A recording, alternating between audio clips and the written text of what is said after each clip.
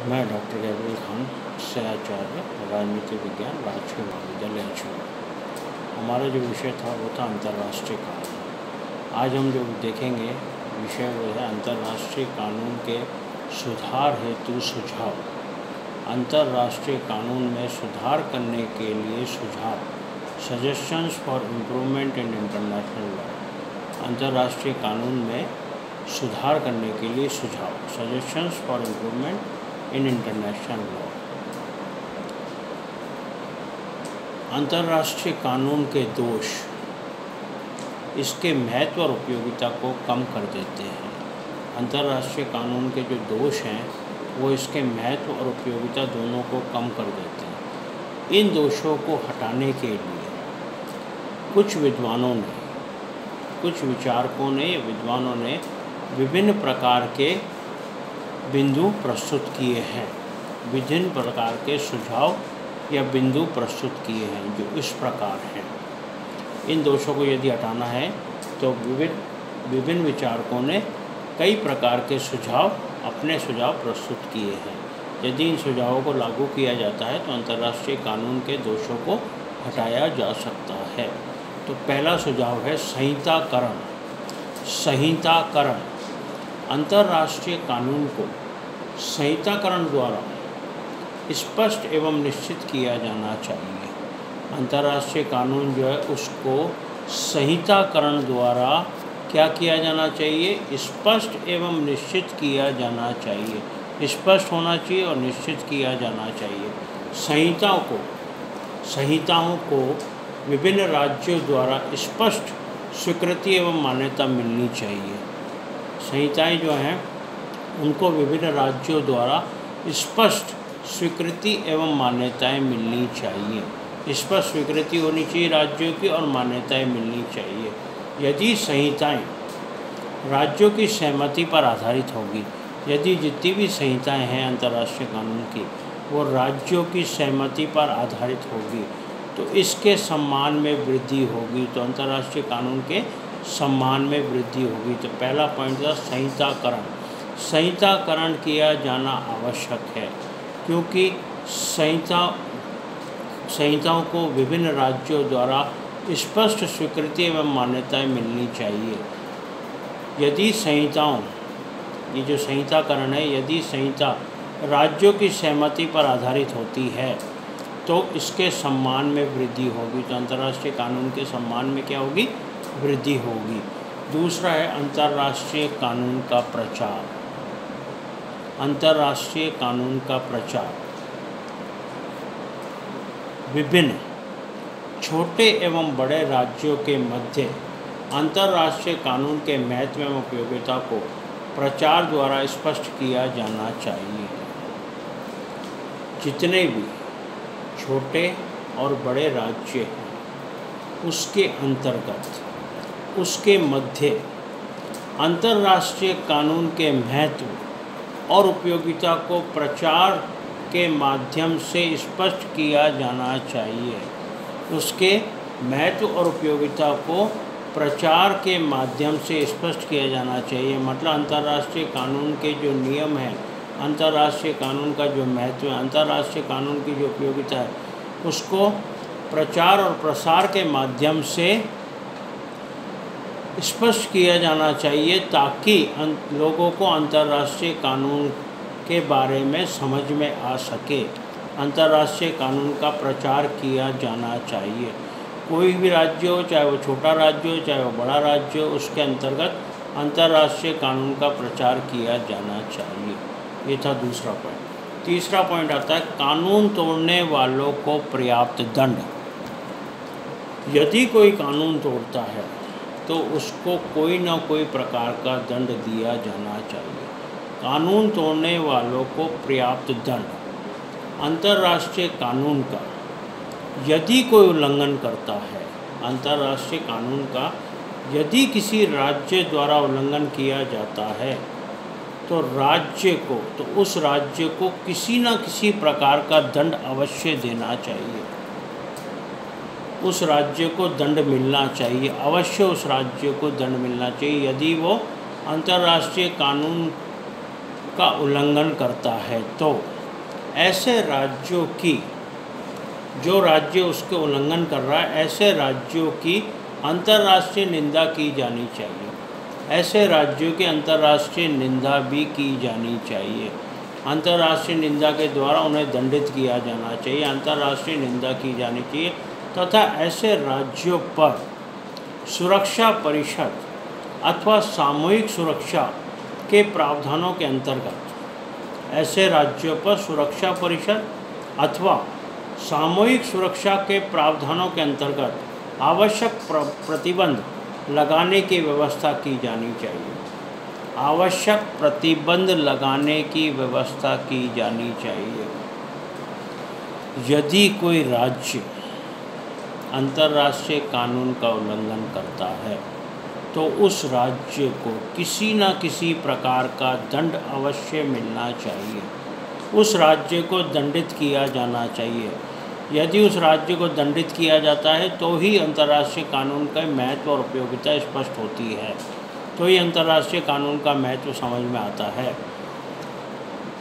ऐसे राज्य जो अंतर्राष्ट्रीय कानून का उल्लंघन करते हैं उनको उनकी अंतर्राष्ट्रीय निंदा की जानी चाहिए, अंतर्राष्ट्रीय स्तर पर उनकी निंदा होनी चाहिए तथा राज्यों पर सुरक्षा परिषद एवं सामूहिक सुरक्षा के प्रावधानों के अंतर्गत आवश्यक प्रतिबंध लगाने की कार्रवाई की जानी चाहिए। उन राज्यों पर आवश्यक रूप से प्रतिबंध लगा देना चाहिए, उन राज्यों को प्रतिबंधित कर देना चाहिए सुरक्षा परिषद और सामूहिक सुरक्षा के अंतर्गत। ये था तीसरा पॉइंट। चौथा पॉइंट आता है अंतर्राष्ट्रीय न्यायालय के क्षेत्र अधिकार में वृद्धि।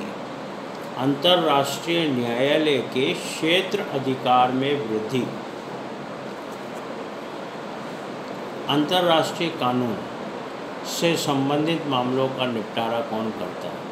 अंतर्राष्ट्रीय कानून से संबंधित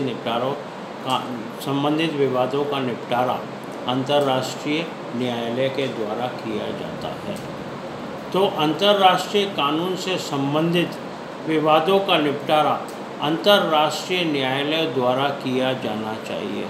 अंतर्राष्ट्रीय न्यायालय ही है जिसके द्वारा अंतर्राष्ट्रीय कानून में यदि कोई विवाद आता है तो उसका निपटारा अंतर्राष्ट्रीय न्यायालय के द्वारा ही किया जाना चाहिए और इसके निर्णय बाध्यकारी होने चाहिए। यदि इसके निर्णय बाध्यकारी नहीं होंगे तो कोई भी उसे फॉलो नहीं करेगा, कोई भी उसे नहीं समझेगा, तो इसके निर्णय भी बाध्यकारी होने चाहिए।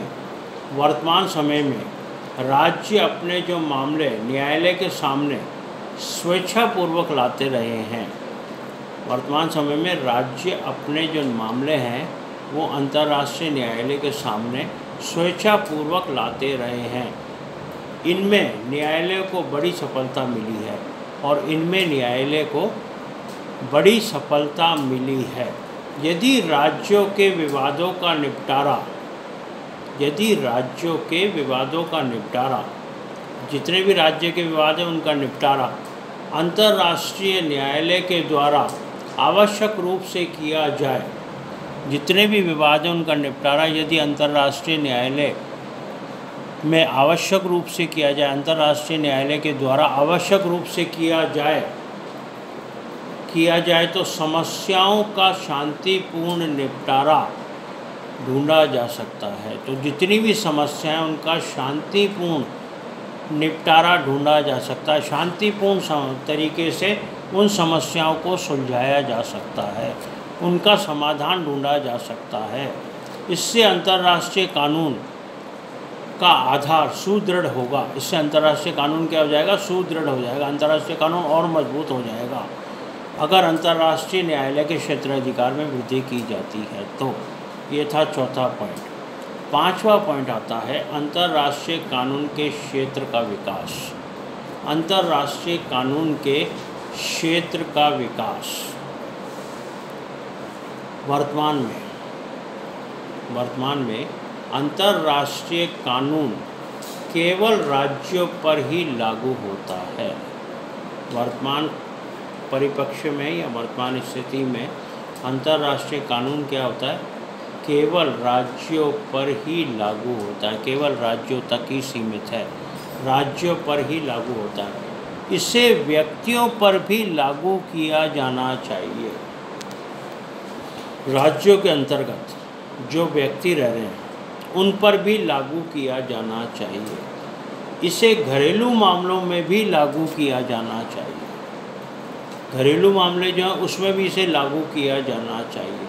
यदि राज्य के कार्यों से किसी व्यक्ति को हानि पहुंचती है, यदि कोई राज्य है वो कोई कार्य करता है और उससे किसी व्यक्ति को कोई हानि पहुंचती है, कोई भी व्यक्ति उसको हानि पहुंचती है, तो उसे अंतर्राष्ट्रीय न्यायालय में अपने हक की पेशकश करने का अधिकार होना चाहिए। तो वह अंतर्राष्ट्रीय न्यायालय में जा सकता है। उसे इतना अधिकार होना चाहिए कि वह अपने हक की पेशकश अंतर्राष्ट्रीय न्यायालय में कर सके। तो अंतर्राष्ट्रीय कानून के क्षेत्र का विकास किया जाना चाहिए। अंतर्राष्ट्रीय कानून के क्षेत्र को बढ़ाना चाहिए। अभी तक अंतर्राष्ट्रीय कानून का क्षेत्र केवल राज्यों तक ही सीमित है। इसे व्यक्तियों तक भी लाना चाहिए। इसे व्यक्तियों पर भी लागू किया जाना चाहिए और घरेलू मामलों में भी लागू किया जाना चाहिए। यदि राज्य के किसी कार्य से कोई व्यक्ति को हानि पहुंचती है तो अंतर्राष्ट्रीय न्यायालय में हक के लिए, अपने हक के लिए पेशकश करने का अधिकार होना चाहिए। उसे अपने हक के लिए अंतर्राष्ट्रीय न्यायालय में जाना चाहिए और अंतर्राष्ट्रीय न्यायालय में पेशकश करने का अधिकार मिलना चाहिए। यदि ये होता है तो अंतर्राष्ट्रीय कानून के क्षेत्र का विकास होता है और अंतर्राष्ट्रीय कानून का महत्व और उपयोगिता और बढ़ जाती है। नेक्स्ट आता है राज्य की संप्रभुता के साथ मेल। राज्यों की संप्रभुता के साथ मेल, ये क्या है? वर्तमान युग में अंतर्राष्ट्रीय सहयोग का युग है। वर्तमान युग क्या है? अंतर्राष्ट्रीय सहयोग का युग है। अंतर्राष्ट्रीय सहयोग है, आपस में एक दूसरे को सहयोग करते हैं। अंतर्राष्ट्रीय सहयोग का युग है। विभिन्न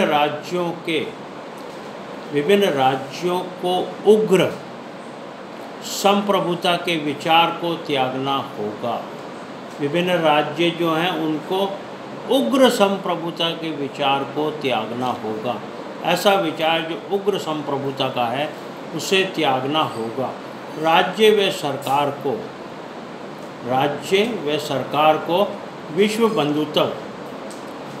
बंधुत्व एवं विश्व शांति के लिए अंतर्राष्ट्रीय क्षेत्र में अंतर्राष्ट्रीय कानून की सत्ता स्वीकार कर लेनी चाहिए। क्या करना चाहिए?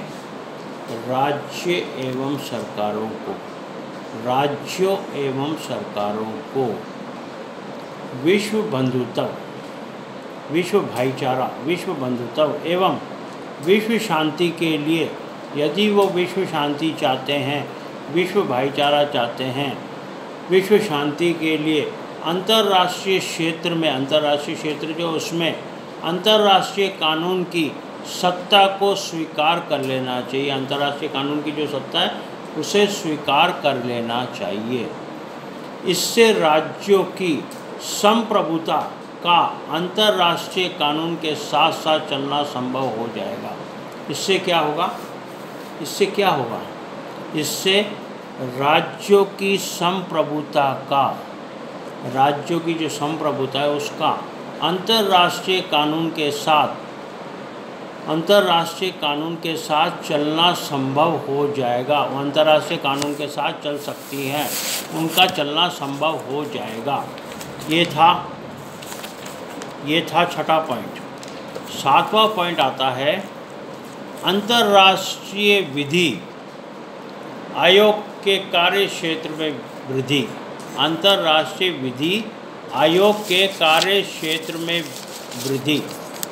वृद्धि की जानी चाहिए। अंतर्राष्ट्रीय विधि आयोग के कार्य क्षेत्र में अंतर्राष्ट्रीय कानून में समय समय पर परिवर्तन करने के लिए अंतर्राष्ट्रीय विधि आयोग जो है उसके कार्य क्षेत्र और अधिकारों को बढ़ाया जाना चाहिए।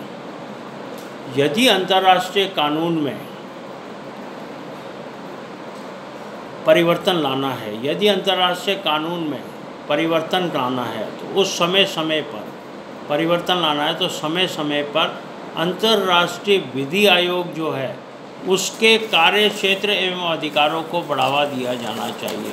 उसके कार्य क्षेत्र एवं अधिकारों को बढ़ावा दिया जाना चाहिए।